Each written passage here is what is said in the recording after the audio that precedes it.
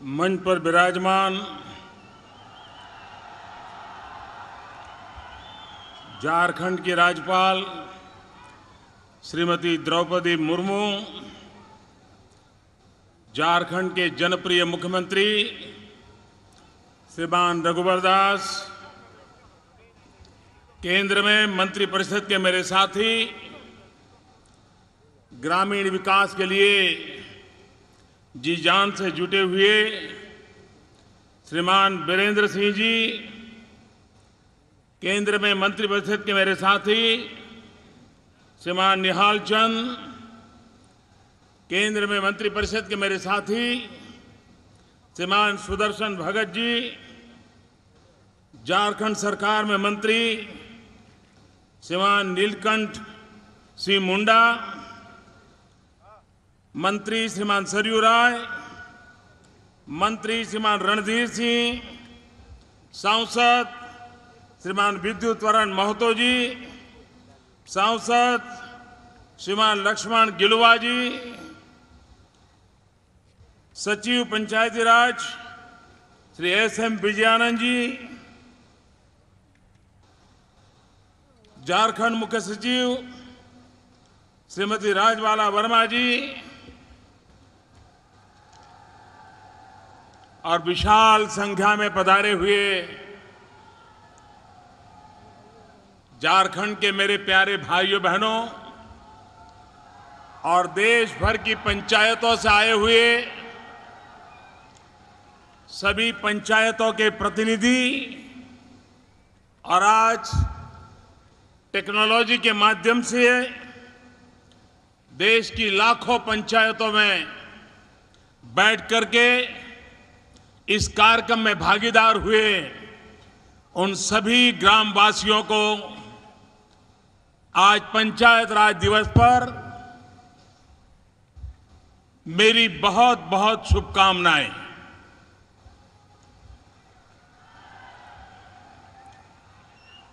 सामान्य रूप से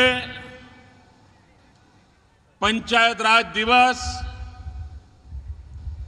दिल्ली में विज्ञान भवन में हुआ करता था। कुछ प्रतिनिधि आते थे, मान सम्मान यही परंपरा चलती थी। हमने आकर के एक प्रयास किया कि देश बहुत बड़ा है, दिल्ली ही देश है, इस भ्रम में से बाहर आना चाहिए।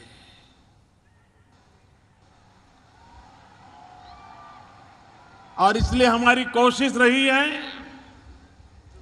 कि भारत सरकार को दिल्ली से बाहर निकाल करके हिंदुस्तान के अलग अलग इलाकों में ले जाया जाए। और इसलिए भारत से कई कार्यक्रम अब हम दिल्ली के बाहर जनता जनार्दन के बीच में ले जाने का एक निरंतर प्रयास करते हैं। जब देश के किसानों के लिए सॉइल हेल्थ कार्ड का प्रारंभ करना था तो हमने राजस्थान चुना था, जहां पर पानी की किल्लत रहती है, जहां किसान को बहुत सारा जूझना पड़ता है।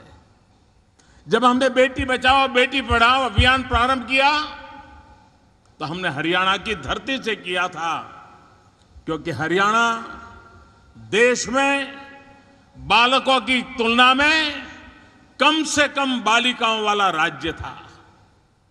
एक बहुत बड़ी चिंता का विषय था और उस एक कार्यक्रम का परिणाम यह आया कि हरियाणा ने साल भर के भीतर भीतर जेंडर रेशियो में आमूलचूल परिवर्तन कर दिया। बालक और बालिका की संख्या बराबर करने की दिशा में वो तेज गति से सफलतापूर्वक आगे बढ़ रहे हैं।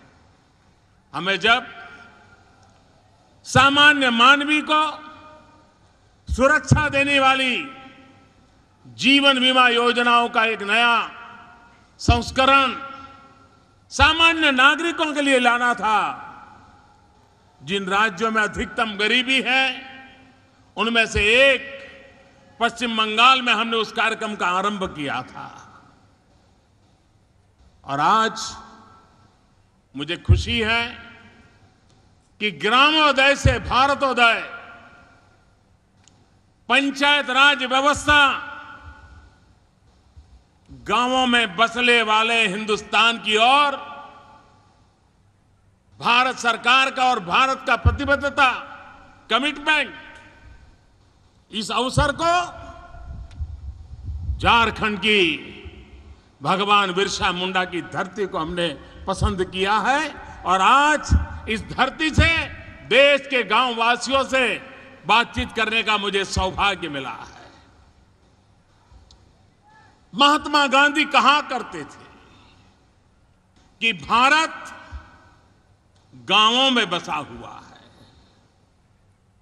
लेकिन हम देख रहे हैं कि आजादी के इतने सालों के बाद गांव और शहर के बीच खाई बढ़ती ही चली गई। जो सुविधाएं शहर में है, क्या गांव उसका हकदार नहीं है क्या? अगर बिजली शहर को मिलती है तो बिजली गांव के गरीब के घर तक जानी चाहिए कि नहीं जानी चाहिए? अगर शहर में बढ़िया सड़क है तो गांव के लोगों को भी आने जाने को काम आ जाए, ऐसी तो सड़क मिलनी चाहिए कि नहीं मिलनी चाहिए? और इन बातों को लेकर के आज बार का आपने बजट देखा होगा, पूरे देश भर में वाहवाही हो रही है कि आजादी के कई वर्षों के बाद पहली बार गांव का आदमी जी जान से कह सके कि ये मेरा बजट है, मेरे लिए बजट है, गांव के लिए बजट है, किसान के लिए बजट है। ऐसा विश्वास इस बजट से प्रस्तापित हुआ है। भाइयों बहनों, 14 अप्रैल से 24 अप्रैल ये पंचायत राज दिवस तक ग्रामोदय से भारत उदय, देश के लाखों गांवों में 10 दिन का एक बड़ा अभियान चलाया गया। 14 अप्रैल को इस अभियान का प्रारंभ मैंने भारत के संविधान निर्माता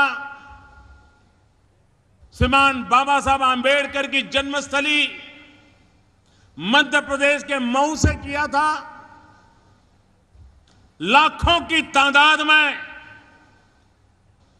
मध्य प्रदेश के नागरिक उस समय सम्मिलित हुए थे और 14 अप्रैल से आरंभ हुआ यह अभियान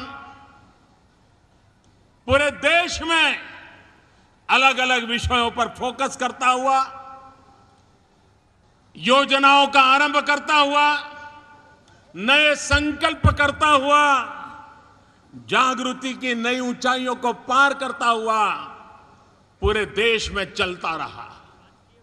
और यह कार्यक्रम इतना व्यापक हुआ और मैं चौधरी वीरेंद्र सिंह और उनके विभाग के सभी लोगों को, मैं राज्य सरकारों को हृदय से अभिनंदन करना चाहता हूं कि ऐसी चमचमाती धूप में भी, ऐसी गर्मी में भी सरकार के बड़े बड़े अधिकारी गांवों में गए, राजनेता गांवों में गए, गांवों में कार्यक्रमों की भरमार बनी रही और गांव को आगे बढ़ाने का एक माहौल गांव के भीतर पैदा हुआ। और अपने बलबूते पर, अपने पास जो उपलब्ध रिसोर्सेज है, उन रिसोर्सेज के आधार पर गांव को आगे बढ़ाने का संकल्प आज हिंदुस्तान भर में नजर आ रहा है। हम देख रहे हैं कि कुछ गांव कल्पना बाहर शहरों से भी उत्तम कभी कभी व्यवस्थाएं बनाने में सफल हुए हैं। अगर गांव के पंचायत व्यवस्था में बैठे हुए प्रतिनिधि यह संकल्प करें कि गांव के लोगों ने 5 साल के लिए मुझ पे भरोसा किया है, क्या 5 साल के अंदर मैं गांव को कुछ ऐसा देकर के जाऊं ताकि आने वाली पीढ़ियां भी याद करें कि फलाने फलाने वर्ष में फलाने पंचायत के प्रधान थे, फलाने पंचायत के मेंबर थे, इन्होंने हमारे गांव में ये बढ़िया काम कर करके गए। हर किसी के मन में, सभी जनप्रतिनिधियों के मन में यह संकल्प होना चाहिए कि मैं मेरे कार्यकाल में जिन लोगों का मैं प्रतिनिधि हूं उस क्षेत्र की भलाई में कुछ न कुछ उत्तम ऐसे काम करके जाऊंगा जो आने वाले दिनों में गांव को आगे जाने के लिए एक मजबूत नींव का काम करेंगे, एक सही दिशा का काम करेंगे, एक सही गति पर ले जाकर के मैं रखूंगा। ये संकल्प हर किसी का होना चाहिए।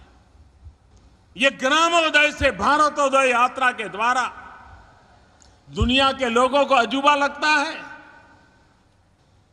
आज हमारे देश में इन पंचायतों में करीब करीब 30 लाख चुने हुए जनप्रतिनिधि बैठे हैं और उसमें 40% महिलाएं बैठी हैं। कुछ राज्यों ने, झारखंड जैसे राज्यों ने 50% किया है, कुछ राज्यों में 33% है। उसके कारण औसत मैं बताता हूं, करीब 40% संख्या महिलाओं की है। ये महिलाओं की संख्या अब काफी समय हुआ है। मैं आज इस पंचायती राज दिवस के अवसर पर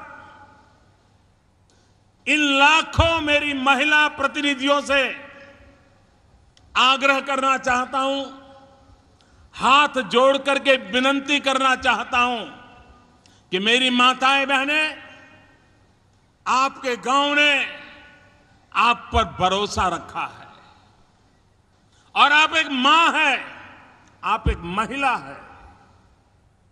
क्या आप अपनी पंचायत में कुछ बातों के विषय में नेतृत्व करके परिवर्तन ला सकती हो क्या? अगर 40% महिलाएं पंचायत में बैठी हो, कानून ने अपना काम कर दिया, मतदाताओं ने मत देकर के अपना काम कर दिया, लेकिन चुने हुए प्रतिनिधि और विशेष करके महिलाएं ये संकल्प कर सकती हैं कि जिस गांव में 40% बहनें हम पंचायत में जाकर के फैसले करते हैं, निर्णय में भागीदार बनते हैं, क्या हम ये तय कर सकते हैं कि हम जिस गांव में बैठी हैं, अब हमारे गांव में हमारी एक भी माता या बहन को, बेटी को खुले में शौचालय के लिए नहीं जाना पड़ेगा। हम शौचालय बना के रहेंगे। भारत सरकार, राज्य सरकार की शौचालय बनाने की योजना को हम खुद समय निकाल करके जाएंगे, लागू करके रहेंगे। और अगर मैंने कई गांव देखे हैं, एकाध बुढ़िया मां भी संकल्प कर ले कि मैं अब गांव में किसी को खुले में शौचालय जाने के लिए मजबूर होने दें, वैसी स्थिति नहीं रहने दूंगी। तो ऐसे गांवों में हर घर में शौचालय बन गए। आज भी मेरी माताओं बहनों को खुले में शौच के लिए जाना पड़े, इससे बड़ी शर्मिंदगी की कोई बात नहीं है। और इसलिए मैं विशेष लाखों की तादाद में चुनी हुई मेरी माताओं बहनों से मैं आग्रह करता हूं कि आप इस काम पर ध्यान दें। मैं दूसरी बात उनसे करना चाहता हूं कि सरकार की तरफ से बजट मिलता है, स्कूलों में बच्चों के लिए मध्याह्न भोजन चलता है।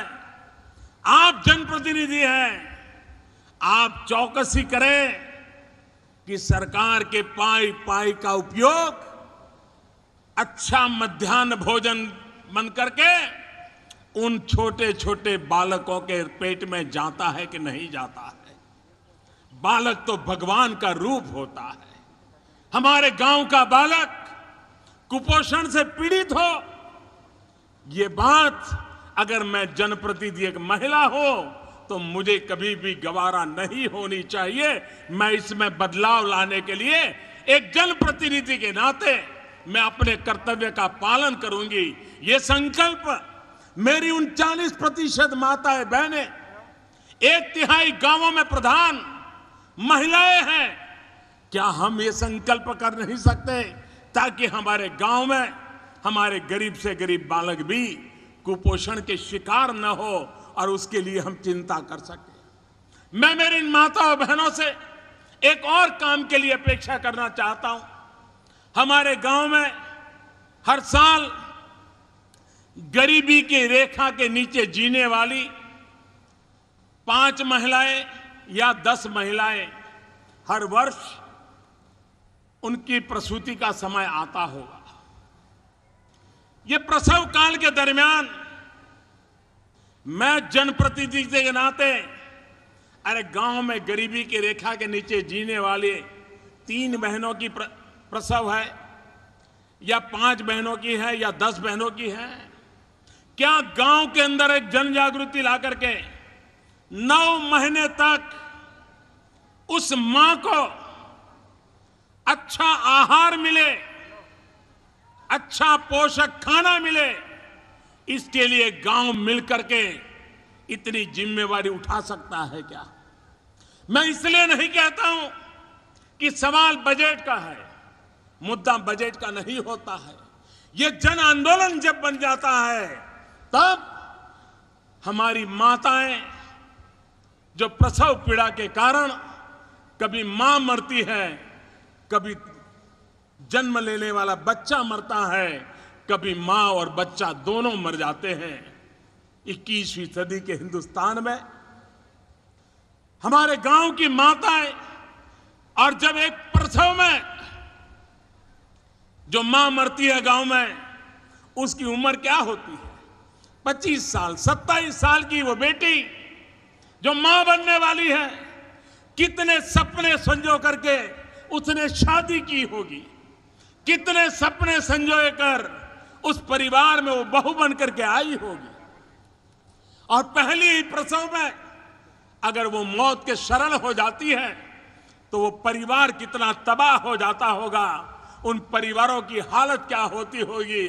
जो नौजवान इस उम्र में अपनी पत्नी खो देता है, उसकी मनस्थिति क्या होती होगी। इतनी बड़ी दर्दनाक पीड़ा, इस पीड़ा से मेरी 40% माताएं बहनें अगर गांव में जनप्रतिनिधि हो और उस गांव में प्रसव के कारण मां मरे, बच्ची मरे, बेटा मरे, बेटी मरे, इस बात को हमें मिटाना है। हम जागरूकता लाएं कि हम अब ऐसे गरीब मां बहनों की प्रसूति है तो उनको आशा वर्कर से मिला लें, उनकी देखभाल करें और नजदीक के दवाखाने में ही उसकी प्रसूति हो, उसके लिए हम उसको प्रेरित करें। अगर अस्पताल में उसकी प्रसूति होती है तो उसकी जान बचने की संभावना बढ़ जाती है। मेरी माताएं बहनें, आप जनप्रतिनिधि हैं, आप पंचायत में जाकर के बैठती हैं, लेकिन अगर एक और इसके लिए आप कितनी पढ़ी है कितनी नहीं पढ़ी है इसका महत्व नहीं है। जिस लगन के साथ आप अपने परिवार को संभालती है, वही ताकत उस गांव की गरीब महिलाओं के परिवार को संभालने के लिए ताकतवर होती है। उतना अनुभव काफी होता है और उसको लेकर के आप चल सकती है। मैं जनप्रतिनिधियों से भी आग्रह करना चाहता हूं, आज वो स्थिति नहीं है। पहले का जमाना था कि गांव के जो एकाध सुखी परिवार होता था वो पंचायत का प्रधान हुआ करता था, कोई भी सरकारी अफसर आए, गांव में कोई मेहमान आए, तो उसी के घर में मीटिंग होती थी, चाय पान होता था, कभी भोजन होता था। महीने भर में 15-20 मेहमान स्वाभाविक होते थे, और उसकी आर्थिक स्थिति अगर ठीक रही तो लोगों का स्वागत वगैरह करता था, और गांव वाले भी सोचते थे कि भाई इनके जिम्मे डाल दो। लेकिन वो दिन थे जब गांवों के पास अपना कोई बजट नहीं हुआ करता था। गांव को अपने तरीके से ही गुजारा करना पड़ता था। बहुत कम व्यवस्थाएं साधन की तरफ से होती थी। आज वक्त बदल चुका है। आज तो लाखों रुपये हर साल गांव के पास आते हैं, और पंचायत प्रधानों के चुनाव में भी जो इतनी स्पर्धा आई है, उसका मूल कारण भी ये विपुल मात्रा में धन जो आ रहा है, वो भी एक कारण है। लेकिन मैं चाहता हूं इस धन का योजनाबद्ध तरीके से अगर जनप्रतिनिधि अपने 5 साल के लिए तय करें तो अपने गांव में उत्तम से उत्तम परिणाम ला सकते हैं। पिछले 60 साल में जो चीजें आपके गांव में नहीं हो पाई होगी, वो चीजें आप 5 साल के भीतर इतने ही धन से कर सकते हैं।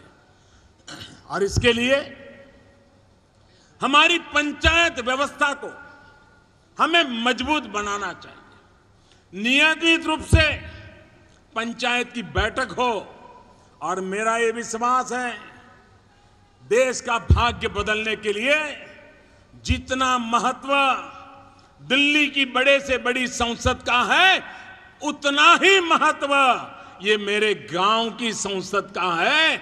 और इसलिए ग्राम सभा को भी बल देने की आवश्यकता है।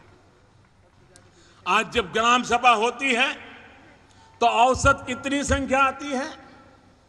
एक कहने को कागज पर लिखने वाली ग्राम सभा होती है।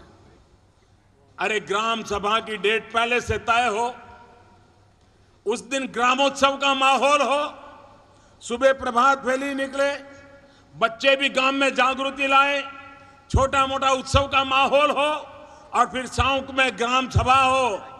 तो आज ग्राम सभा में 5%, 10%, 15% लोग आते हैं। महिलाएं तो बहुत कम आती है, कभी कभी तो जनप्रतिनिधि भी नहीं पहुंचते हैं। क्या हम संकल्प कर सकते हैं कि हम ऐसी ग्राम सभा करेंगे जिसमें कभी भी गांव की आबादी के 30% लोग एब्सेंट नहीं रहेंगे? ये हम संकल्प करके हम लोगों को लाने का प्रयास कर सकते हैं। और देखिए, ग्राम सभा में तय करिए कि ये करना है, ऐसे करना है, पूरा गांव आपको मदद करेगा। अगर सफाई का अभियान चलाना है तो गांव उत्तम से उत्तम सफाई का उदाहरण दे सकता है। आज भी कई गांव हैं जिन्होंने अपने बलबूते पर सफाई का अभियान चलाया है, और गांव में जो कूड़ा कचरा इकट्ठा होता है, वो गांव के बाहर उन्होंने वर्मी कंपोस्ट के बेड़ बनाते हैं, गड्ढे बनाते हैं, और केचुए ला करके डालते हैं। अच्छा सा खाद्य भी मिल जाता है, और वो फर्टिलाइजर बेचते हैं, गांव को ही किसान ले जाते हैं। गांव में सफाई भी रहती है और खेत को अच्छा खाद भी मिलता है। ये होता नहीं है इसलिए कि पैसे हैं, इसलिए होता है कि ग्राम पंचायत का प्रधान, गांव के चुने हुए प्रतिनिधि, गांव का शिक्षक, गांव के 2-4 आगेवान लोग, ये जब मिलकर के तय करते हैं, बदलाव आना शुरू हो जाता है। गांव सफाई के विषय में थोड़े से कदम उठा लें, वो आर्थिक रूप से लाभप्रद होता है। ऐसा उत्तम खाद्य गांव की सफाई से निकलता है कि हमारे खेतों की हालत को सुधार सकता है। मैं गांव पंचायत के मेरे प्रधानों से आग्रह करना चाहता हूं, क्या हम इतने बड़ी मात्रा में प्रतिनिधि बैठे हैं, हम चाहते होंगे कि गांव में रोड बने, गांव में पंचायत का घर बने, ये सब तो चाहते होंगे, लेकिन क्या गांव में शिक्षक हो, गांव में स्कूल हो, सरकारी बजट खर्च होता हो, लेकिन उसके बावजूद भी अगर मेरे गांव के बच्चे महीना 2 महीना स्कूल जाकर के जाना बंद कर दे तो इसकी चिंता पंचायत के लोगों को होती है कि नहीं होती है? अगर हमें चिंता नहीं होती है तो हम गांव के मुखिया नहीं हैं।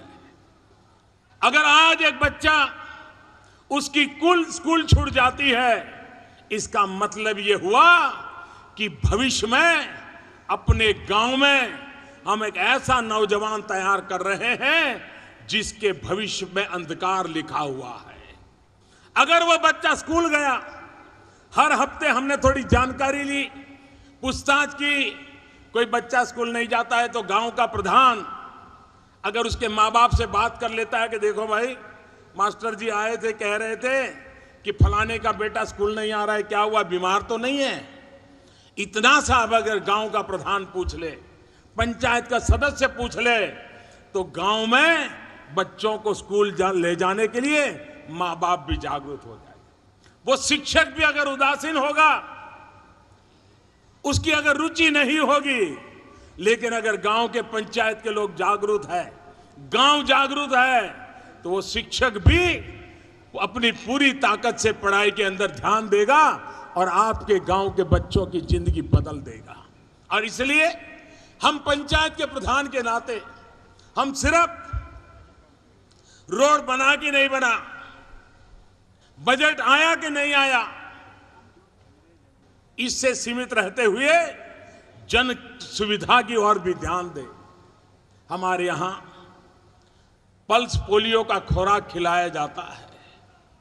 कितने जनप्रतिनिधि हैं कि जो हफ्ते पहले से पल्स पोलियो के काम को अपने कंधे पर उठा लेते हैं और तय करते हैं कि हमारे गांव का कोई बच्चा टीकाकरण से बाकी नहीं रह जाएगा, पोलियो के खुराक से बाकी नहीं रह जाएगा।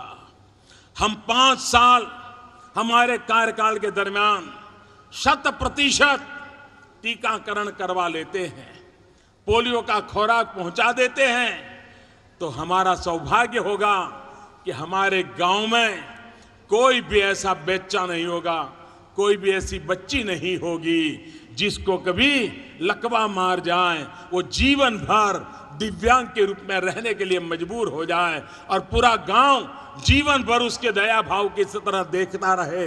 हम चाहते हैं कि हमारा गांव स्वस्थ रहे तो हमारे बालक स्वस्थ होने चाहिए। हमारे बालक स्वस्थ रखने हैं तो हमें जो सरकार की योजनाएं हैं, एक पंचायत के चुने हुए प्रतिनिधि के नाते उसे परिपूर्ण करने के लिए हमें जागरूकता दिखानी होगी। हमने स्वयं ने नेतृत्व करना होगा और इंद्रधनुष योजना, पुराने जितने ऐसे बालक छूट गए हैं, उन बालकों को अब इस हेल्थ के कवर में लाने का एक बड़ा अभियान है। करोड़ों करोड़ों बालक अभी भी ऐसे हैं कि जो किसी न किसी कारण से इसका फायदा नहीं ले पाए हैं या हम फायदा नहीं पहुंचा पाए हैं। मैं पंचायत में चुन करके बैठा हूं। मेरे गांव में मेरा संकल्प होना चाहिए कि अब कोई भी बालक को अपंग होने की, दिव्यांग होने की, उसका शरीर का कोई भाग लकवा मार जाए, ऐसी परिस्थिति मैं होने नहीं दूं, ये मेरा संकल्प होना चाहिए। अगर एक के बाद एक पंचायत में चुने हुए मेरे प्रतिनिधि मेरे गांव के जीवन को बदलना तय करें। हम जानते हैं वर्षा पर हमारी खेती निर्भर है। अगर गांव में किसान परेशान है तो गांव की बाकी कारोबार भी बंद हो जाते हैं। लुहार की कमाई भी बंद हो जाती है, सुथार की भी कम हो जाती है, मोची की भी कम हो जाती है, हर किसी की तकलीफ हो जाती है। पूरा अर्थ कारण गांव का खराब नष्ट हो जाता है। लेकिन कृषि भी, क्या हम वन पर ड्रॉप मोर क्रॉप, क्या ऐसे गांव नहीं हो सकते कि जो संकल्प करें कि हमारे गांव के जितने किसान हैं उनकी जितनी भी जमीन है, 1000 बीघा होगी, 2000 बीघा होगी, जितनी जमीन होगी, हम पूरा गांव तय करते हैं कि हमारे गांव का एक भी किसान अब ऐसा नहीं होगा कि जो ड्रिप इरिगेशन और स्प्रिंकलर का उपयोग न करता हो। हम पानी बचाएंगे, हम आधुनिक खेती करेंगे, हम सॉइल हेल्थ कार्ड देंगे, हम पशुपालन करवाएंगे, हम शहद के लिए मधुमक्खी का काम करवाएंगे, जहां मत्स्य उद्योग होता होगा वहां मछली पालन का करवाएंगे। हम कोशिश करेंगे कि हमारा किसान ये जो योजनाएं हैं उन योजनाओं को लाभ लेने के लिए आगे कैसे आए। और आपने देखा होगा, जिस गांव का प्रधान सक्रिय होता है, जिस गांव के चुने हुए जनप्रतिनिधि सक्रिय होते हैं, तो सरकार को भी, सरकारी अधिकारियों को भी उस गांव में काम करने का जरा मजा आता है, क्योंकि उनको भी अपने टारगेट पूरे करने होते हैं, अपने लक्ष्यांक पूरे करने होते हैं। सरकारें उनसे हिसाब मांगती हैं, इसलिए वो भी क्या करते हैं, जो गांव जागरूक है, अच्छा कर सकता है, उन्हीं गांवों के पास जाते हैं और कहते हैं देखो ये योजना आई है, आप लागू कर दो। और उसके कारण होता क्या है कि एक इलाके में जो 12-15 बहुत सक्रिय पंचायत है, उनको सारे फायदे पहुंच जाते हैं, और जो निष्क्रिय पंचायतें हैं वहां अफसरों को जाने का मन ही नहीं करता है, सरकार को जाने का मन नहीं करता है, और पैसे एक तरफ चले जाते हैं। मेरे भाइयों बहनों, स्थिति अच्छी नहीं है। आप स्वयं जागरूक बनिए, आप सक्रिय बनिए, आप नेतृत्व कीजिए। अगर आप सक्रिय बनते हैं, आप नेतृत्व करते हैं, तो मैं नहीं मानता हूं कि अफसरों को कहीं और जाने का मन करेगा। उनको तो विश्वास होगा कि यहाँ के 20 गांव मेरे जिम्मे हैं, 20 गांव इतने अच्छे हैं कि सारी योजनाएं लागू हो जाएगी, उन सारी योजनाएं 20 गांव में आ जाएगी। आज पैसों की कमी नहीं है मेरे भाइयों बहनों, योजनाओं की कमी नहीं है, दृष्टि की कमी नहीं है। आवश्यकता है कि धरती पर बैठे हुए मेरा गांव का कल्याण करने वाले, पंचायत राज्य व्यवस्था से जुड़े हुए मेरे पंचायत के भाई बहन इसके लिए समर्पित भाव से काम करें। क्या हम संकल्प कर सकते हैं सरकार की योजनाओं के द्वारा, सरकार की योजनाओं के द्वारा गांव की अपनी सफलताओं का एक हिसाब होता है, लेकिन 5 साल के लिए गांव 5 कार्यक्रम ले सकता है, 1 साल के लिए 1 कार्यक्रम। जैसे अगर कोई गांव तय करे कि हम ऐसा गांव बनाएंगे जो हरित गांव होगा, इस वर्ष में हम गांव में इतने पेड़ लगाएंगे और उस पेड़ को लगा करके पूरे गांव को हरा भरा कर देंगे, ये संकल्प कर सकते हैं। दूसरे साल कोई संकल्प करे हम ऐसा गांव बनाएंगे जहां से एक बूंद भी वर्षा का पानी हम बाहर नहीं जाने देंगे, हम बूंद बूंद पानी को रोकने का प्रबंध करेंगे, हम जल संचय के लिए हम पूरी तरह काम करेंगे। हम ये तय कर सकते हैं कि भाई मेरा गांव, हमारे गांव का एक भी किसान ऐसा नहीं रहेगा जिसका सॉइल हेल्थ कार्ड नहीं होगा। हमारे गांव में ऐसा एक भी किसान नहीं होगा जिसके खेत में स्प्रिंकलर या ड्रिप इरिगेशन ना हो। ऐसा मैं गांव, किसान मित्र गांव बना सकता हूं क्या मैं ये सोच सकता हूं कि मेरा गांव जहां पर एक भी बालक ड्रॉप आउट नहीं करेगा, मैं ऐसा गांव बना सकता हूं कि जहां मेरा एक भी बालक किसी भी टीकाकरण की व्यवस्था से बाकी नहीं रह जाएगा, बाहर नहीं रह जाएगा। ये मैं संकल्प कर सकता हूं क्या? अगर मैं ये योजना बनाऊं कि मेरे गांव में डिजिटल इंडिया का जो मूवमेंट चलने वाला है, मेरे गांव तक फाइबर का नेटवर्क आने वाला है, मैं मेरे गांव में अभी से ये टेक्नोलॉजी का उपयोग करने वाली नौजवानों की टोली तैयार करके मेरे नगर गांव को भी ई ग्राम बनाने की दिशा में मैं काम कर सकता हूं क्या? मैं संकल्प कर सकता हूं क्या कि मेरे गांव में अब एक भी बालक जन्म के कारण और जन्म के तुरंत बाद मृत्यु नहीं होगी, उसकी भी मैं चिंता करूंगा। मैं ये तय कर सकता हूं कि मेरा गांव ये बाल मित्र गांव होगा, मेरा गांव ये बालिका मित्र गांव होगा, मेरा गांव दहेज मुक्त गांव होगा। ऐसे ऐसे सामाजिक संकल्प अगर हम गांव के अंदर लेने का एक माहौल बनाए, हर वर्ष गांव का जन्मदिन मनाएं, हम तय करें कि हमारे गांव का फलाना जन्मदिन है, और उस समय गांव के जितने लोग शहरों में गए हैं वो खास उस गांव में आने चाहिए। पूरे दिन उत्सव चलना चाहिए। गांव एक साल का संकल्प करे कि एक साल के अंदर हमें गांव को कहां ले जाना है।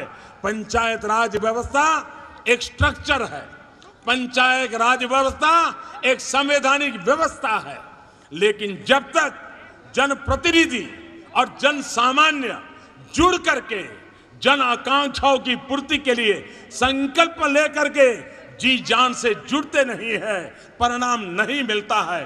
भाइयों बहनों, गांव के अर्थकारण को ताकतवर बना रहा है। गांव का अर्थकारण ताकतवर बनेगा तभी देश का अर्थकारण ताकतवर बनेगा।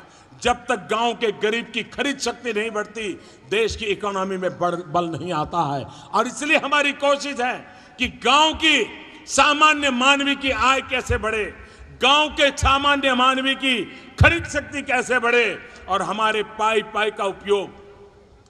मनरेगा की योजनाएं चलती हैं, लाखों रुपया करोड़ों रुपया आते हैं, अरबों खरबों रुपया जाते हैं, लेकिन अगर हम तय करें कि हम गांव में मनरेगा के पैसे तो आएंगे, लोगों को काम भी मिलेगा, लेकिन उसमें से हम एसेट निर्माण करेंगे, जल संचय की व्यवस्था करेंगे, तालाब है तो उसको गहरा करेंगे, पानी ज्यादा है उसकी व्यवस्था करेंगे, पेड़ पौधे लगाने हैं तो पैसे उसमें लगाएंगे। आप देखिए, पैसों का सही उपयोग भी हमारे गांव के जीवन को बदल सकता है। और इसलिए मेरे प्यारे पंचायत के भाइयों बहनों, आज जिनको इनाम मिला है, जिन्होंने कुछ अच्छा करने का प्रयास किया है, उन सबको सम्मान प्राप्त करने वाले राज्यों को, उन गांवों को और उन अधिकारियों या प्रतिनिधियों को हृदय से बहुत बहुत अभिनंदन देता हूं कि उन्होंने आज देश के सामने एक उत्तम कार्य की मिसाल रख करके भारत सरकार से सम्मान प्राप्त किया है। लेकिन मैं आशा करूंगा कि जो उत्तम कार्य करके सम्मान प्राप्त करने वाले लोग हैं, वो वहीं पर न अटके और नई चीजें सोचे और नई चीजें करे और देश और दुनिया के सामने एक उत्तम उदाहरण प्रस्तुत करे। उसी प्रकार से गांव के बाकी कामों के साथ हमने गांव की आर्थिक बाबतों को भी देखना होगा। कुछ चौकसी की जरूरत है। मैं जब सरकार में आया तो मैंने पूछा, 18,000 गांव ऐसे निकले कि जहां बिजली का खंभा भी नहीं पहुंचा, बिजली का तार भी नहीं पहुंचा। अगले साल आजादी के 70 साल हो जाएंगे, 18,000 गांव में अगर बिजली का तार नहीं पहुंचा है तो वे 18वीं शताब्दी में अंधेरे में जी रहे हैं। हमने बेड़ा उठाया है कि उन 18,000 गांवों में बिजली पहुंचानी है। 1,000 दिन में मैंने काम करने का तय किया है। मैं बराबर पीछे लगा हूं, भारत सरकार पीछे लगी है, राज्य सरकारों को दौड़ा रहे हैं, काम हो रहा है। लेकिन कभी कभार खबर आ जाती है कि जाहिर हो जाता है फलाने गांव में बिजली पहुंच गई, और कोई अखबार वाला पहुंच जाता है तो पता चलता है कि वहां तो अभी खंभा पहुंचा है। मैं गांव वालों से कहता हूं, आप जागरूक रहिए। आप देखिए कि आप कोई गलत जानकारी तो नहीं देता है ना। अगर आप जागरूक रहे तो मुझे इतनी चिंता नहीं करनी पड़ेगी। क्या मेरी चिंता का थोड़ा हिस्सा मेरे गांव के मेरे साथी नहीं उठा सकते क्या? मेरे गांव के प्रतिनिधि इस बात को नहीं उठा सकते? मैं देश के प्रतिनिधियों से कहता हूं, आइए कंधे से कंधा मिला करके जो एक एक सपने देखे हैं उन सपनों को हम पूरा करें। भाइयों बहनों, गांव में आज भी हमारी गरीब मां लकड़ी का चूल्हा जला करके खाना पकाती है। और आपको जानकर के हैरानी होगी, वैज्ञानिकों का कहना है कि एक मां जब घर में लकड़ी का चूल्हा जला करके खाना पकाती है तो उसके शरीर में 400 सिगरेट जितना धुआं जाता है। 400 सिगरेट। अगर मेरी मां के शरीर में 400 सिगरेट का धुआं चला जाए तो उस मां की तबीयत का हाल क्या होगा, उन बच्चों की तबीयत का क्या हाल होगा।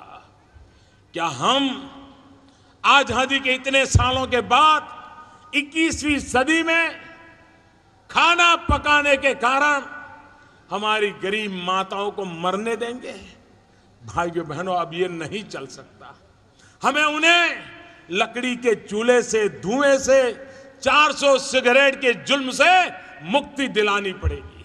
और इसलिए हमने बीड़ा उठाया है। आने वाले 3 साल में 5 करोड़ परिवारों में गैस का सिलेंडर देना है। आपके गांव में भी होंगे। आप स्वयं गांव में देखें कि सरकार ने जो काम उठाया है उसका फायदा पहुंच रहा है कि नहीं पहुंच रहा है, सही व्यक्ति को पहुंच रहा है कि नहीं पहुंच रहा है। इन गरीबों की मदद करना, आप देखिए उनकी जिंदगी में बदलाव आना शुरू हो जाएगा। गांव के बगल के जंगल बच जाएंगे। लकड़ी कटती है, जंगल कटते हो बच जाएंगे। हम पर्यावरण की भी रक्षा करेंगे, माताओं के स्वास्थ्य की भी चिंता करेंगे, बच्चों के भविष्य की भी चिंता करेंगे। और इसलिए मैं आपसे आग्रह करता हूं कि हम एक भागीदारी के साथ, सहभागिता के साथ, कंधे से कंधा मिला करके, देश का बड़ा सा बड़ा मुखिया क्यों ना हो, गांव के बड़े से बड़े मुखिया से कोई बड़ा नहीं होता है।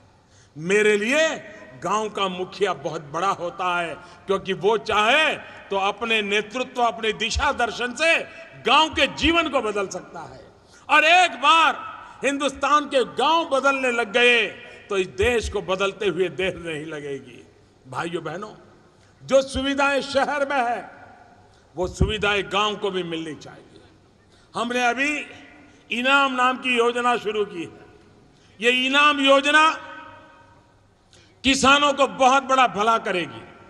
अभी वो प्रारंभिक अवस्था में है, अभी थोड़ी कमियां भी होगी, सुधार करते करते अच्छाइयों की तरफ जाएंगे भी। लेकिन इनाम योजना, नेशनल एग्रीकल्चर मार्केट, अब किसान अपने मोबाइल फोन से तय कर सकता है कि उसने अपनी फसल कहां बेचनी है, अपनी पैदावार कहां बेचनी है। जहां ज्यादा पैसा मिलेगा वहां बेचेगा। इसके लिए हमारे में जागरूकता चाहिए। इन चीजों का फायदा उठाने के लिए हमारे पास व्यवस्था होनी चाहिए। अगर हम उस बातों को करेंगे तो आप देखिए परिणाम आना शुरू हो जाएगा। और इसलिए मेरे प्यारे भाइयों बहनों, खास करके मेरे गांव के प्यारे भाइयों बहनों, हमारी कोशिश है, आज शहरों में डिजिटल नेटवर्क है, जितना महत्व हाईवेज का है उतना ही महत्व हाईवेज का है। इंफॉर्मेशन वे, गांव के लोगों को भी वो सारी इंफॉर्मेशन चाहिए। और इसलिए ऑप्टिकल फाइबर नेटवर्क गांव गांव पहुंचाना है। जो गांव जागरूक होंगे, खेतों में से वो पाइप डालने के लिए सुविधा दे देंगे। इतनी तेजी से काम होगा कि आपके गांव को भी आधुनिक विश्व से क्या जोड़ने में सुविधा बनेगी। गांव स्वयं जागरूकता दिखाएं। योजनाओं की कमी नहीं है, पैसों की कमी नहीं है, समय सीमा में काम करने के इरादे में कमी नहीं है। आवश्यकता है चारों तरफ सहयोग की, आवश्यकता है सक्रियता की, आवश्यकता है सही दिशा में मिलकर के चलने की। एक बार गांव चल पड़ा तो देश चल पड़ेगा। इस विश्वास के साथ आज पंचायत राज दिवस पर 10 दिन का महाअभियान, पहली बार देश के 2.5 लाख गांवों में इतना बड़ा अभियान चला है। पूरी सरकार ताकत लग गई इसके साथ। एक प्रकार से कार्यक्रम का समापन हो रहा है, लेकिन इरादों का आरंभ हो रहा है, संकल्प का आरंभ हो रहा है। हमने 10 दिन में ग्रामोदय का खाका समझ लिया है।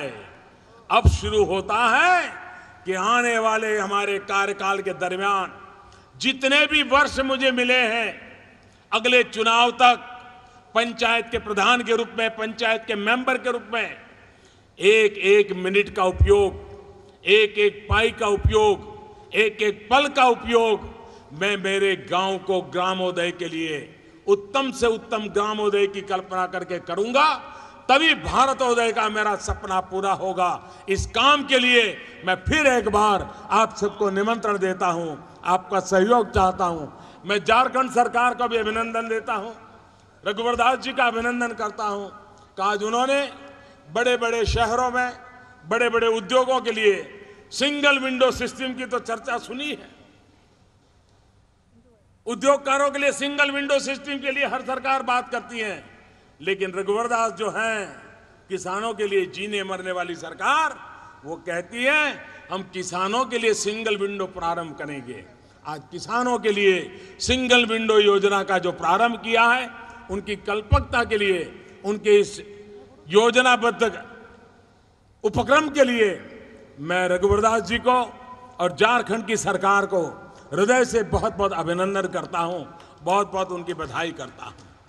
इतना बड़ा कार्यक्रम मैं देख रहा हूं, आज 40-45 डिग्री टेम्परेचर है, लेकिन जब मैं आया पूरा स्टेडियम चकाचक भरा हुआ था। इतना बड़ा उत्साह, उमंग, इतना बड़ा सफल कार्यक्रम करने के लिए मैं श्रीमान रघुवर दास जी और सरकार को और झारखंड की जनता को हृदयपूर्वक बहुत बहुत अभिनंदन देता हूं। और देश भर में इंटरनेट के माध्यम से, टीवी के माध्यम से ग्राम सभा में जो लोग बैठे हैं, उन किसान और भाइयों को, उन ग्राम सभा के भाइयों को, उन ग्राम पंचायत के प्रतिनिधियों को फिर से एक बार आभार व्यक्त करता हूं, अभिनंदन करता हूं। और मैं फिर से एक बार आग्रह करता हूं कि ग्रामोदय का बीड़ा उठा लीजिए, ग्रामोदय का संकल्प लेके चल पड़िए। आज से हम शुरू करें, अब रुकना नहीं है, थकना नहीं है, अविराम चलते रहना है, गांव के सपनों को पूरा करके रहना है। महात्मा गांधी की 2019 में 150 साल होंगे, उस समय गांधी के सपनों का गांव बना करके रहेंगे, ये निर्धार करके चले। इसी एक अपेक्षा के साथ आपको बहुत बहुत शुभकामनाएं। धन्यवाद। बहुत बहुत धन्यवाद माननीय प्रधानमंत्री महोदय।